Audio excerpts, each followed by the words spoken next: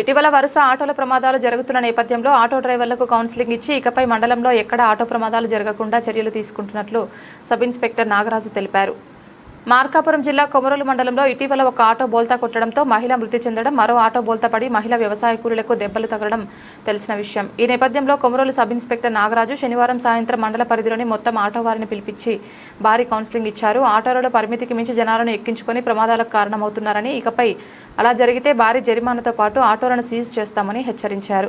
అక్కడికక్కడే ఆటోలకు అదనంగా అమర్చిన ఎల్ఈడీ లైట్లన్నీ తీసివేయించారు. ఆటో డ్రైవర్ పక్కన ఉండే సీట్లను 2 రోజుల్లోగా తొలగించాలని ఆదేశించారు.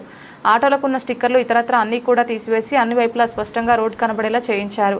విపరీతమైన సౌండ్తో పాటు పాటలు పెట్టుకుని వెళ్తూ చుట్టుపక్కల ఏం జరిగింది గమనించడం లేదనే ఉద్దేశంతో సౌండ్ బాక్స్లు సైతం తీసివేయించారు.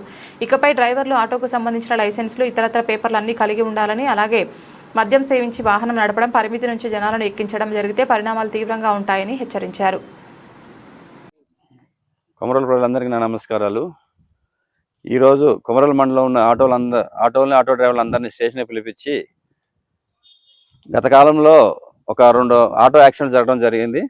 తద్వారా వాళ్ళకి అందరినీ పిలిచి ఒక ట్రాఫిక్ రూల్స్ మరియు ఆటోలకు ఉండే ఎల్ఈడి లైట్లు తీయించడం మరియు డ్రైవర్ పక్కన ఉండే సీట్లు కూడా తొలగించడం అని చెప్పి సూచనలు ఇవ్వడం జరిగింది.